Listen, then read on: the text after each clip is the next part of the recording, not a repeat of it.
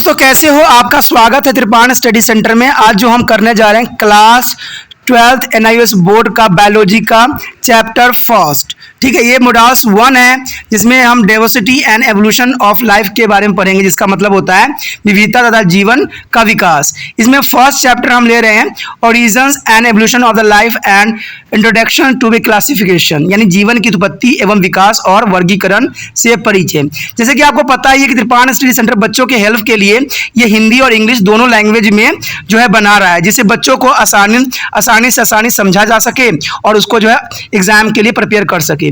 इसमें जो है हम हर तरह की चीजों के बारे में समझेंगे, जानेंगे कि विकास क्या होती है, जैव विकास के बारे में क्या होता है, वायरस से जीवन की उत्पत्ति कैसे हुआ, कैसे जो है जीवन का जो है शुभ आरंभ हुआ। तो हर चीज के बारे में हम विस्तार पूर्वक जानेंगे और समझेंगे। लेकिन चैप्टर स्टार्ट करने से पहले एक बात जो मैं हमेशा कहता हूं, जिसको आपको सोचना भी चाहिए, विचार भी करना चाहिए और अमल भी करना चाहिए, वो ये है कि जब भी वीडियो देखिए पूरा देखिए, क्योंकि अधूरा जानकारी सदैव खतरनाक होता है। साथ में एक इंपॉर्टेंट बात ये भी रहता है, अगर आप पहली बार वीडियो देख रहे हो तो लाइक शेयर सब्सक्राइब करना मत भूलना। देखिए दोस्तों, लाइक कीजिएगा तो बनाने वाले का जो है प्रोत्साहन बढ़ता है और आपके लिए अच्छा से अच्छा करने की कोशिश करता है। ठीक है, सब्सक्राइब करना आपके हित में है। इसका कारण ये है कि अगर आप सब्सक्राइब करके रखोगे तभी जो है मेरा वीडियो का नोटिफिकेशन मिलेगा। और आपको पता है कि मैं हर क्लास का जो है सब्जेक्ट डालता ही रहता हूं समय समय पे। तो अगर सब्सक्राइब करके नहीं रखिएगा तो शायद उस वीडियो से आप अनभिज्ञ रह जाइएगा, यानी वो आपको प्राप्त नहीं होगा और आप उसका नॉलेज नहीं ले पाइएगा। साथ में जो अगर आप शेयर करते हो तो शेयर करना एक जग कल्याण के समान माना जाता है। इससे ये होता है कि मान लीजिए कोई जो है बच्चा जो है मेरी वीडियो की उसकी जरूरत थी और आपके थ्रू वो वीडियो उसको पास पहुंचा है, तो वो सदैव ही आपका धन्यवादी रहेगा और सदैव ही आपका जो है शुक्रिया अदा करेगा कि तुम्हारे कारण मुझे जो है वीडियो प्राप्त हुआ। तो दोस्तों, आपको पता ही होगा कि त्रिपाण स्टडी सेंटर सिर्फ एक क्लास के लिए ही अग्रसर नहीं है, ये कई क्लासों के लिए अग्रसर है। जैसे 8th 9th 10th 11th 12th CBSE के सारे चैप्टरों को कवर करेगा समय के साथ। प्लस जो है NIOS बोर्ड का 10th+2 को भी कवर करता है, सभी सब्जेक्टों का। प्लस जो है BA पंजाब यूनिवर्सिटी का जो है फर्स्ट सेमेस्टर से लेकर 6th सेमेस्टर तक 8 सब्जेक्टों को कवर करता है। प्लस जो है MA के जो है बच्चे ऑन डिमांड जो मुझे करते हैं कमेंट, उनके लिए भी त्रिपाण स्टडी सेंटर जो है अग्रसर है। देखिए दोस्तों, त्रिपाण स्टडी सेंटर इतना बड़ा है, विस्तृत है, तो आपको अभी जो लाइक शेयर सब्सक्राइब कीजिए और अपने दोस्तों के साथ बांटिए। ठीक है, तो भूलिए मत, ये करना आपका फर्ज है और मेरा कार्य करना है, आपको टॉपिक लेके चलना है। देखिए आज देखते हैं हमारा आज टॉपिक क्या है। Today first topic is organic evolution. Organic evolution? What do you mean to organic evolution? What is the evolution? First question come in our mind. What is evolution? The formation of complex organism through the gradually change from simple ancestral types over to the course of geologically time in the term evolutions or organic evolution. According to the theory of organic evolution, their first point is the various present day organisms were not created in their same form in which they exist today, but have gradually evolved from a much simple ancestral form from a common ancestor. The characteristics of organism have been to the change in the past. They are changing even today and will be continue to do so in their future as well. This is due to the fact that the environment in which the organism live also changes, and organisms need to adapt to a changed environment in order to survive. The several living organisms of the past has become extinct, and there are organisms of the various form species found on the earth has been to the gradually and extremely slowly process, requiring hundred or even thousand of years. However, the evolution of the black prepared moth and polypoids variety of some crops and pesticide resistance of mosquitoes happen in such a short period of time. Friend, there is an organism of the various form the found on the earth has been to gradually and extremely slow process, requiring hundreds or even thousands of years. However, their evolution of black Perperid, muth are polypoids. Varieties of some crops are pesticide resistantly a mosquito happen in such a shorter period of time. This process of slow and gradually change is called organic evolution. What do you mean to the organic evolution? This process of slowly and gradually change is called organic evolution. The theory of organic evolution states that all living, all living things on earth are here is the result of descent with the modification from a common ancestor. It is the organic evolution. दोस्तों यहाँ पर जो है जैव विकास के बारे में पढ़ना है हमने। आखिर जैव विकास होती क्या है, जैव विकास किसे कहते हैं? तो हमारे समक्ष बहुत से क्वेश्चन हैं जो दिमाग में आ रहे हैं।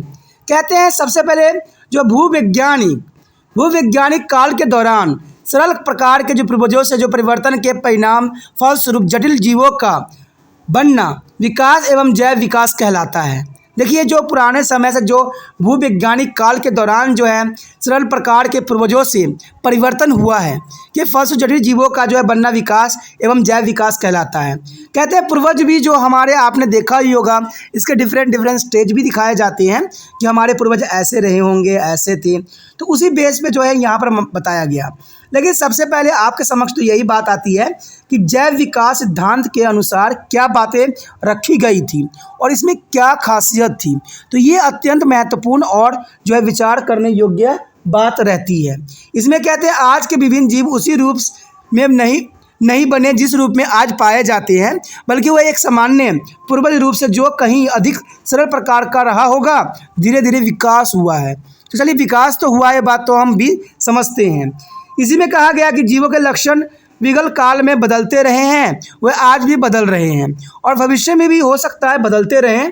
तभी तो साइंटिस्ट ये बात पे जोर दे रहे हैं कि आने वाले समय में जो हमारे कार्टिलेजेस बोन्स होते हैं वो ख़त्म हो जाएंगे, जैसे कान ख़त्म हो जाएगा, नाक के आगे चीज़ ख़त्म हो जाएंगे, हमारे बाल इवन ख़त्म हो जाएंगे। तो कहते हैं ये बात आएगी तब देखी जाएगी, लेकिन कहते हैं कि इस प्रकार एवोल्यूशन जो है हमेशा चलती रहती है। तो ये अत्यंत महत्वपूर्ण हो जाता है। ऐसे इसलिए हो रहा है क्योंकि जीव जिस वातावरण में रह रहे हैं वो भी बदलता ही जा रहा है। अब पूछिएगा कैसे बदल रहा है। दोस्तों आपको भी ये बात मालूम होगा कि जितना अभी गर्मी पड़ रही है शायद पहले नहीं पड़ती थी, जितना आज प्रदूषण हमारा वातावरण हो चुका है शायद पहले नहीं थी। तो आप देख रहे हो कि सब चीज़ अपना रूप रंग सब बदल रहे हैं। आज मौसम का पैटर्न बदल रहा है, जब सर्दी पड़नी चाहिए वहाँ गर्मी पड़ रहा है। तो सब कारण क्या है? हम कहते हैं कि हम आज़ाद हैं, हम सब कुछ कर सकते हैं, लेकिन ये पूरा पृथ्वी जो है विनाश के कगार पे आ चुका है, जहाँ पर ना कोई पर्यावरण के लिए कोई जागरूक है, ना पर्यावरण संरक्षण के कोई उपाय बनाता है। सिर्फ क्या करते हैं, एक पर्यावरण दिवस के रूप में मना लेते हैं, मंत्री लोग जाते हैं एक पेड़ गाड़ देते हैं और फ़ोटो खिंचवा लेते हैं कि हम तो पर्यावरण दिवस मना रहे हैं। कहाँ कोई रूल रेगुलेशन अपनाया जा रहा है? आए दिन पेड़ पौधे कटते जा रहे हैं, मैन्युफैक्चर हाउस होते जा रहे हैं, सारे जंगलें ख़त्म होती जा रही है। ठीक है, ऐसे ही तभी तो कह रहा हूँ कि जो फिल्मों में भी आजकल जो पेड़ पौधे काटते हुए दिखाए जाते हैं तो वो मिलेनियम कमा लेती है। तो हमारी मानसिकता क्या रह गई है? हम तो चाहते हैं कि इसी प्रकार से हो। तो जीवन में देखिए हर चीज़ बदलाव जो है होती चली जा रही है और ये बदलाव का सबसे बड़ा कारण जो है हमारी सोच विचार है। ठीक है, हम पेड़ पौधों को जिस प्रकार से नष्ट करते जा रहे हैं, हम कह सकते हैं कि आने वाले समय में शायद इंसान के अस्तित्व भी नष्ट हो जाएगा। क्या जीव जंतु विलुप्त हो सकते हैं तो इंसान विलुप्त नहीं हो सकता क्या? जरा सोचिए एवं विचार कीजिए इस बात पे जो अत्यंत महत्वपूर्ण है इस जग कल्याण के लिए। तो ये बात तो आपके समक्ष भी है कि परिवर्तन तो वातावरण में जीवों के जीवित बने रहने के लिए अनुकूल की अवस्था होती है, लेकिन ऐसी अवस्था उनको अभी नहीं मिल रही है। गाय वही देखिएगा सड़कों पे ऐसे ही घूम रहा होता है और आए दिन कोई ना कोई गाय जो है गाड़ियों से टकरा जाती है, कोई मोर मर जाता है, कोई डॉगी मर जाता है। तो ये सब क्या हो रहा है और क्या कैसे हो रहा है ये मेरे बस तो है नहीं। मैं तो सिर्फ आपको समझाने के लिए ये बात जो है आपको याद कराने की कोशिश कर रहा हूँ। कहते हैं कि विगल काल से अनेक जीव जो है आज विलुप्त हो चुके हैं, ये आपको भी पता है और मैं अभी भी बताया हूँ कि आप सोच रही होगा कि जीव विलुप्त हो जाएगा। नहीं दोस्तों, आने वाला समय में मानव जाति भी विलुप्त होगा, इसमें कोई दो राय नहीं है। जब हड़प्पा कल्चर नष्ट हो सकती है, जब वो सारे कल्चर ख़त्म हो सकती है, तो हमारी सभ्यता क्यों नहीं ख़त्म हो सकती? हम भी तो वही गलती दोहरा रहे हैं, अपने आप को आधुनिकता के आड़ में आगे बढ़ा रहे हैं। चारों तरफ जो है जीव जंतु को नष्ट करते चले जा रहे हैं। तो कहते हैं, यहाँ तो लिखा गया है कि विगत काल के अनेक जीव जो है आज विलुप्त हो चुके हैं, तो आने वाला समय में हमारा अस्तित्व भी नहीं रहेगा, ये हमें भी समझ है। आज जो विभिन्न प्रजातियां स्पीसीज मिलती है, उनका जो उद्भव एवं क्रमिक और अत्यधिक धीमी प्रक्रिया रही है। इस प्रक्रिया में सैकड़ों वर्ष से लेकर हजारों वर्ष तक लगे होंगे। यद्यपि ब्लॉक पिंड स्लैब्स और वायु गणित प्रकार कुछ फसलें और पेड़कनाशी प्रतिरोधी मच्छरों का विकास बहुत ही कम समय में हुआ होगा। आजकल देखते हो कि जो हम पेस्टिसाइड यूज़ भी करते हैं खेतों में, उसका भी असर कुछ भी नहीं रह गया। चाहे हम मच्छर का दवाई भी लगाते हैं तो मच्छर जो है रेजिस्टेंस पैदा हो चुका है। तो ये सारे कारण जो है हमारी अपनी गलतियों की वजह से हो रहा है। ठीक है, ये मैं नहीं कहूँगा कि सरकार की लापरवाही है, हम इंसानों की लापरवाही है। कहते हैं, जब आप आंदोलन करके कोई रूल रेगुलेशन सरकार को आपस लेने में मजबूर कर सकते हो, तो पर्यावरण संरक्षण के लिए आप लोग क्यों नहीं ऐसा आंदोलन करते हो, जिससे कि हमारे जीव जंतु जो मर रहे हैं, पेड़ पौधे जो कट रहे हैं, उनके प्रति सरकार को जो है सख्त से सख्त कार्रवाई करने की आवश्यकता जो है आवश्यक पड़े। कहते हैं ये सब चीज़ें ज़रूरी है। आगे ये बात बताई गई है कि धीमी और क्रमिक परिवर्तन की इसी प्रक्रिया को हम जो है जैव विकास का नाम देते हैं। जो धीरे धीरे प्रक्रिया होती है ना, वो जैव विकास कहलाता है। आपने भी देखा होगा इंसानों के जो पहला स्टेज क्या था, फिर सेकेंड स्टेज क्या आया, तो ये सारे जो है क्रमिक जैव विकास का एक एग्जाम्पल के रूप में भी समझ सकते हो आप। कहते हैं इस प्रकार जैव विकास के सिद्धांतों के अनुसार, अगर जैव विकास के सिद्धांत का अगर आप लेते हैं सही शब्दों में परिभाषा, तो यही कहता है कि पृथ्वी पर मिलने वाली सभी जीवधारी सामान्य पूर्वज के वंशज है। ठीक है, सामान्य पूर्वज के वंशज है और इन्हीं पूर्वजों में हुई रूपांतरण द्वारा विकसित हुए हैं। देखिए क्या बोला गया है कि हर जीव जो है एक ही चीज़ से रिलेटेड है। ठीक है, लेकिन फिर भी जो है हम जाति भेदभाव किए जा रहे हैं। चाहे जीव तो छोड़िए, हम तो इंसानों को भी इंसान नहीं मान रहे हैं, अपनी प्रजाति नहीं मान रहे हैं। आए दिन जो है एक दूसरे खून के प्यासे बने हुए हैं, आए दिन जो है सांप्रदायिक दंगा फंसा रहे हैं। तो ये साइंस भी कहता है कि हमारा जो वंशज है एक ही वंशज से बने हैं, इस सारे जीव की जो है उत्पत्ति हुआ है। क्योंकि जब विनाश हुआ था या धरती पे जब जीवन की उत्पत्ति स्टार्ट हुआ था, क्योंकि ये कहते हैं कि सन का एक पार्ट था, सन जो ब्लास्ट हुआ तो ये दूर चला गया और जितना जो जैसा गया उस तरह से उसका विकास हुआ। आपने देखा ही होगा अभी कुछ डायग्रामों में, जिसमें हमने अमोनिया, मीथेन हो या हमारा हाइड्रोजन या वाटर हो, ये कहते हैं कंडीशन होना चाहिए किसी भी जगह जीव की उत्पत्ति के लिए। तो ये तो बृहस्पति और शनि पे भी पाया जाता है, इसका मतलब है कि वहाँ भी जीव जरूर संभव हो सकता है। तो इसी पे जो है हमारा जो है साइंटिस्टों का रिसर्च अभी चल रहा है। तो our next topic is evidence of organic evolution. Friend, here is the evidence of organic evolution. The evidence supporting organic evolution are derived from a number of fields of biology. This discussed here are the morphological evidence and paleometeorological evidence and embryological evidence and molecules evidence. The next topic is evidence from a morphology. Friend, there is a thought organism of different species and groups are quite different from each other. They still retain containing a common feature. Morphological evidence for evolution are derived from homologous and analogous organs. They show the figure and vestigial organs, connective links. Their comparative study of various organs in a different groups of vertebrae exhibit of common feature which show that they are involved from a common ancestor. Take the example, the heart of the vertebrate is a figure. Here show the figure of some different animals' hearts. The first of all a species means fish. Fish is a two heart chamber, a ventricle and articulars. And second is the amphibians. Amphibians is an important example of a frog. Here is a three heart chamber. And next is a reptile. Reptiles means there is a three heart chamber. The reptile is all animals are three heart chamber, but is crocodile is a four heart chamber is a exceptional case. And other is a mammals. Mammals and birds are four heart chamber.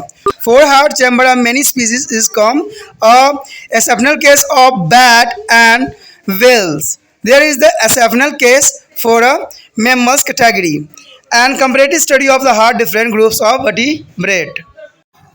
दोस्तों जैसे कि आपको पता ही है कि हमारा जो अगला टॉपिक है जैव विकास के विभिन्न प्रमाण। देखिए जैव विकास के बहुत से प्रमाण मिले हैं और बहुत सी चीज़ें जानना आपके लिए भी अत्यंत महत्वपूर्ण है और ये एग्जाम व्यू से भी इम्पोर्टेंट होता है कि जैव विकास के विभिन्न विभिन्न प्रमाण कौन कौन से हैं। तो इसमें जो है जैव विकास का समर्थन करने वाले जो प्रमाण जीव विज्ञान के विभिन्न क्षेत्रों में मिलती है, इसमें से प्रमुख जो है प्रथम 4 क्षेत्र को जो है इम्पोर्टेंट माना गया है, जिसमें है अकार्यकीय प्रमाण, ठीक है, दूसरा है भौगोलिकीय प्रमाण, तीसरा है जीव शिमिकीय प्रमाण और आणविक प्रमाण। ये चारों जो है बहुत महत्वपूर्ण है। मैंने कहा ना दोस्तों, कभी कभी जो होता है इंग्लिश में याद कर लेना ही अत्यंत महत्वपूर्ण होता है, ठीक है। हिंदी में थोड़ा सा टफ लैंग्वेज होती है जो आपको लिए थोड़ा मुश्किल करता है, लेकिन हमें पता है कि हम हिंदी भाषी हैं तो हमें इंग्लिश तो समझ आती है, प्लस हिंदी में अगर एक्सप्लेन हो जाए तो हमारे माइंड में पड़ जाए। तभी त्रिपाण स्टडी सेंटर जो है आपके लिए हमेशा इसी प्रकार से करने की कोशिश करता है। तो आपका भी फ़र्ज़ है कि इस वीडियो को हर एक ज़रूरतमंद बच्चों तक पहुँचना चाहिए। यही त्रिपाण स्टडी सेंटर का जो है लक्ष्य है कि हर बच्चों को जो है सही ज्ञान, सही मान्य और सही मान्यता मिले, जिसकी वजह से वो आगे बढ़ सके और हमारा जो है भविष्य जो है उज्जवल बन सके। तो इसमें सबसे पहला हमारे समक्ष जो आता है अकार्यकीय प्रमाण। अकार्यकीय प्रमाण का यही मतलब होता है कि यद्यपि विभिन्न प्रजातियों के समूहों के जीव एक दूसरे से सर्वथा विभिन्न होते हैं, यद्यपि उनके कुछ लक्षणों में समानताएं होती है। विकास के संदर्भ में जो है आक्रामणमूलक प्रमाण निम्न लक्षणों के कारण दर्शाया गया है, जिसमें जो है आप समजातीय एवं समवृत्तीय अंग के बारे में पढ़ेंगे, उसके बाद समवेशित अंग के बारे में पढ़ेंगे और सबसे इम्पोर्टेंट जो रहेगा संयोजक कड़ियाँ। देखिए दोस्तों, ये 10th क्लास में भी आपने पढ़ा था, ठीक है। होमोजेनेसिस एंड जो है हेटेरोजेनेसिस ऑर्गन्स के बारे में पढ़ा था, ठीक है। और उसके बाद जो है क्रोमैटिक लिंक्स के बारे में पढ़ा था। तो ये हमने 10th में भी पढ़ा था और यहाँ पर 10th या +2 या 12 का भी हो सकता है, तो उसमें भी ये सब जानने को हमें मिलता है, ठीक है। और ये अत्यंत महत्वपूर्ण भी साबित होता है। जैसे कि आप इस चित्र में देख रहे होंगे कि यहाँ पर जो बताया गया है मछलियों में जो बताया गया है, जैसे मत्स्य का मतलब होता है मछली, ठीक है। फिश में जो बताया गया है 2 हार्ट चैम्बर बताया गया, जिसमें वी और जो है ए से रिप्रेजेंट किया गया, जिसे नीलिया और अलिंदा नाम दिया गया है। दूसरा जो है दोस्तों एम्फीबियंस में जो आता है वो आते हैं 3 हार्ट चैम्बर, ठीक है। इसमें 3 हार्ट चैम्बर्स पाए जाते हैं। आप इसका जो है एक मेढक को भी इसके एग्जाम्पल के तौर पे ले सकते हो, जो कि आपके समझने के लिए काफ़ी महत्वपूर्ण बन जाता है। उसके पश्चात हमारे समक्ष जो है रेप्टाइल। देखिए दोस्तों, रेप्टाइल में जो होता है 3 हार्ट चैम्बर यहाँ पर प्रेजेंट होती है, ठीक है। रेप्टाइल में जो होता है 3 हार्ट चैम्बर होते हैं और ये भी जो होते हैं रेंगने वाले होते हैं। जितने भी रेंगने वाले होते हैं इसमें याद रखना, इसमें एक एक्सेप्शनल केस होता है, यानी एक ले सकते हो जो मगरमच्छ होता है, उसकी जो होते हैं 4 हार्ट चैम्बर्स होते हैं, जो अत्यंत महत्वपूर्ण माना जाता है, ठीक है। कभी कभी आपको एग्जाम में भी आ जाता है एक्सेप्शनल केस, तो इस बात का आप जरूर ध्यान दीजिएगा। उसके पश्चात हमारे समक्ष जो है आप स्तंध का मतलब होता है इंसान, यानी मेमल्स, ठीक है। मेमल्स में जो होता है आपको पता ही, मेमल्स में हम सब आते हैं, ठीक है। मेमल्स की जो आप पहले भी 10th क्लास में पढ़ चुके होगा या 9th क्लास में आपने पढ़ा होगा, ठीक है। 9th क्लास में पढ़ा होगा कि मेमल्स किसे कहते हैं, जो बच्चों को जन्म देते हैं, जिनके बाल प्रेजेंट होते हैं, जो दूध उत्पन्न करते हैं, ठीक है। तो ये सारी चीज़ें जो होती है एक मेमल्स बनने के लिए इंपॉर्टेंट फीचर होती है। इसीलिए तो जो एक बैट होता है उसको भी मेमल्स में ही लिया गया है, और एक बेल मछली होती है उसको भी जो है मेमल्स की कैटेगरी में रखा गया है, क्योंकि सारे फीचर उसमें भी प्रेजेंट है। तो इसके जो होते हैं 4 हार्ट चैम्बर होते हैं, जो कि बहुत ही महत्वपूर्ण होता है, ठीक है।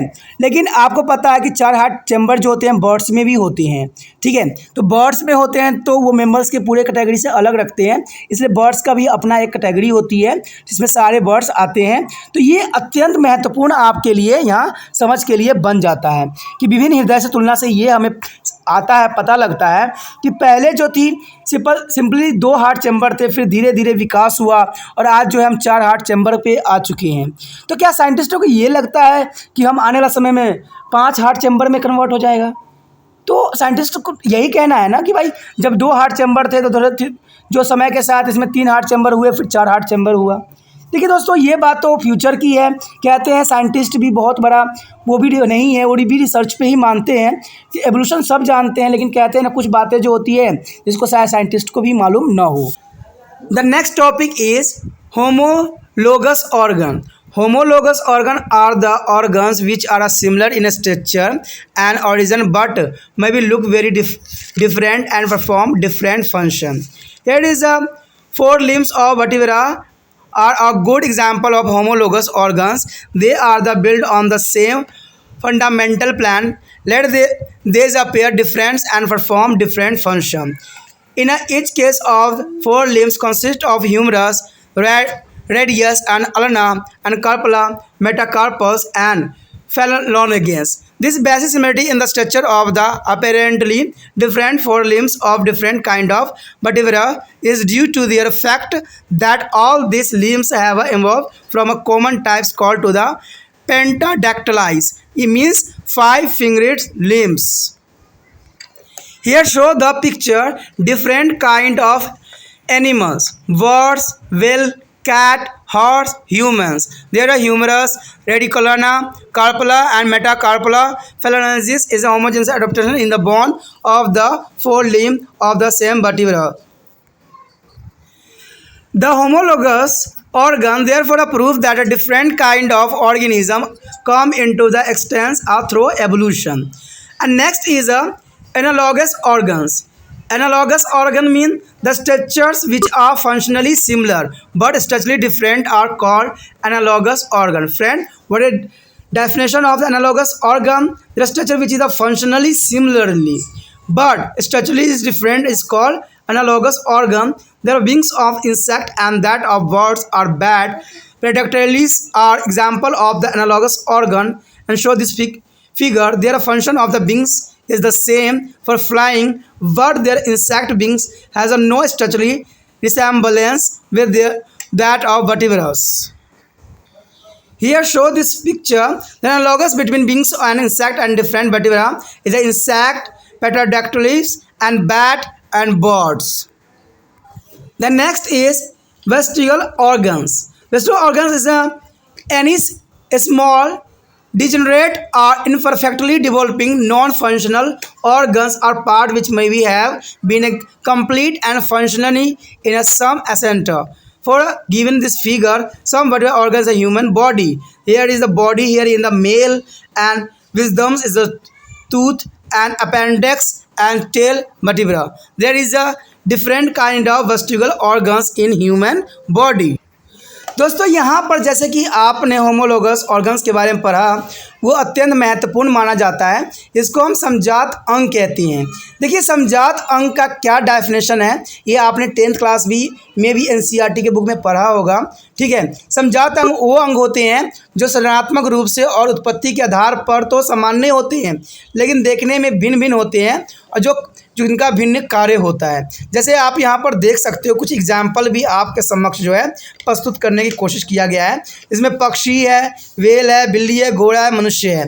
इनमें देखिएगा कि डिफरेंट देखिए सबका एक जैसा है, लेकिन सभी में जो है कार्य अलग है।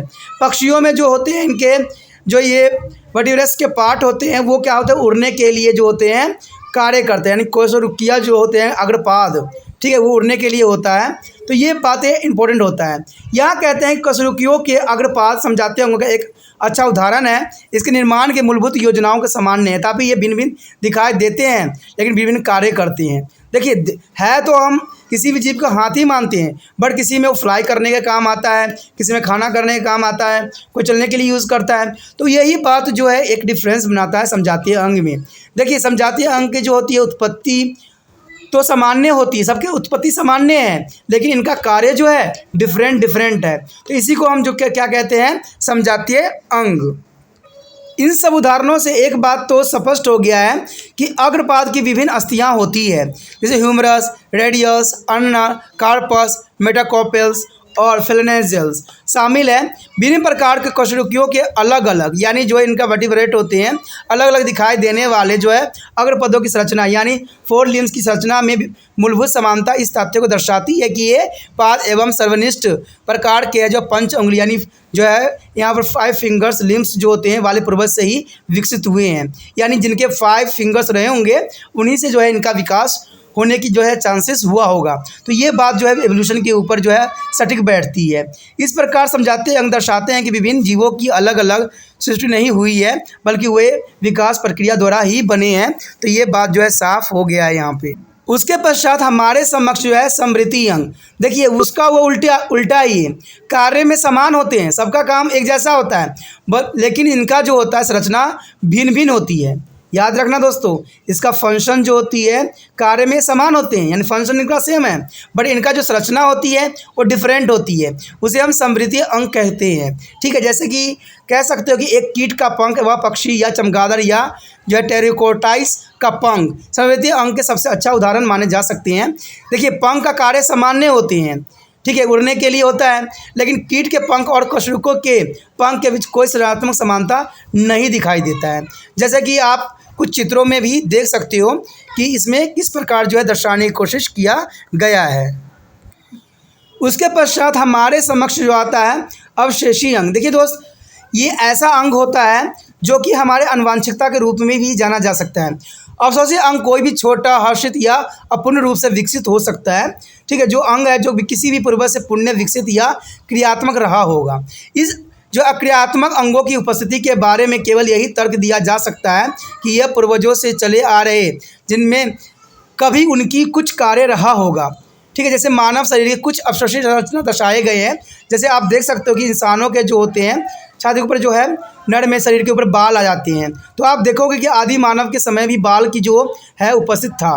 उसके बाद अकल दांत जो थी पहले के समय थी और आज भी जो है उपस्थित है, कई जगह ये मिलते हैं। उसके बाद है परिशेषिका जी, यानी इसके जो होते हैं आपने देखा ही होगा कि मनुष्य जो होते हैं उनके कुछ जो है परिशेषिका उपस्थित होते हैं और कई में तो नष्ट भी हो जाते हैं। उसके बाद है पुच्छ कशेरुक। आपने देखा होगा, अगर आपने जो है भ्रूण के जो है विभिन्न अवस्था देखा होगा तो जिसमें अगर पूँछ होती है डिफरेंट ऑर्गन्स में, तो मनुष्य में भी पूँछ दिखती है, लेकिन जब जन्म लेते हैं तब वो चीज़ें जो होती है जो छिप जाती है। तो इसका मतलब है कि हम भी किसी न किसी पूर्वज के थे, जैसे कि मैं इस डायग्राम में भी दिखाने की कोशिश कर रहा हूँ। आगे का टॉपिक जो रह गया है दोस्तों हम अगले पार्ट में करेंगे, अगले भाग में करेंगे। तो आप इस तरह बने रहिए त्रिपाण स्टडी सेंटर के साथ और अपने दोस्तों के साथ भी शेयर कीजिए। इसी के साथ जो है दोस्तों हमारा टॉपिक आज खत्म हो रहा है। ठीक है, अगर आपको अच्छा लगा तो लाइक शेयर सब्सक्राइब जरूर कीजिए। अगर पहली बार अगर आप मुझे देख रहे हो, पहली बार मेरे चैनल पे आए हो, तो सब्सक्राइब करना आपका फर्ज बन जाता है। सब्सक्राइब करने से ये होगा कि जो भी मैं आप क्लास के रिगार्डिंग कोई भी वीडियो डालूंगा उसका नोटिफिकेशन जो है समय समय पर आपको प्राप्त होता रहेगा। अगर सब्सक्राइब नहीं कीजिएगा, अगर आप दोबारा से त्रिपाण स्टडी सेंटर पर आने की कोशिश कीजिएगा तो वहां पर आप त्रिपाण लिखिएगा तो जो है वो त्रिपस कर देगा। ठीक है, जो आप गूगल पर सर्च करोगे त्रिपस कर देगा, जिससे वजह से आप जो है मेरी वीडियो का जो है फायदा नहीं उठा पाओगे। तो सोचिए मत, विचार मत कीजिए, सब्सक्राइब कीजिए। आप सोचते होइएगा कि मेरे जो एग्जाम खत्म हो जाने के मेरा क्या जरूरत है त्रिपाण स्टडी सेंटर से। ठीक है, तो इसलिए सब्सक्राइब नहीं करने की सोचिएगा, लेकिन दोस्तों ऐसा नहीं है। त्रिपाण स्टडी सेंटर जो है बहुत हेल्पफुल है, क्योंकि ये जो है आपके 8th class 9th 10th 11th 12th जो आर्ट्स के सब्जेक्ट को कवर करता ही है, प्लस जो है ये NIC बोर्ड के जो है 10th + 2 को भी कवर करता है। साथ में BA जो है फर्स्ट ईयर से लेकर 6 सेमेस्टर तक बच्चों के लिए ये अग्रसर रहेगा आर्ट्स सब्जेक्ट में। तो सोचिए नहीं, विचार नहीं कीजिए, काफी जो है त्रिपाण स्टडी सेंटर का फायदा ही फायदा है। ठीक है, अगर आप मुझे प्रोत्साहित करोगे तो आपके लिए मैं तरह तरह के वीडियो बनाऊंगा जो आपको फायदा पहुंचाएगा। एग्जाम के तौर पर मैं आपको जो है पेपर भी आपको सोल्यूशन करके दिखाऊंगा जो आपके लिए फायदेमंद रहेगा। अगर नहीं सब्सक्राइब कीजिएगा, मेरा मनोबल घटेगा, तो हो सकता है कि आपको फिर दोबारा मैं नया वीडियो बनाऊं और आपको फायदा ना पहुंचाऊं। तो अभी भी नहीं सोचिए, मेरा जितना आप फैलाइएगा, जितने दूसरे बच्चों के साथ शेयर कीजिएगा, उतना जो है मैं आपके लिए कार्य करने में अग्रसर रहूंगा। ठीक है दोस्तों, इसे सोचिए मत, विचार मत कीजिए, अभी सब्सक्राइब कीजिए और अपनी व्हाट्सएप स्टेटस पे लगाइए और दूसरे बच्चों के साथ भी शेयर कीजिए। ठीक है दोस्तों, अपना ध्यान रखना। बाय।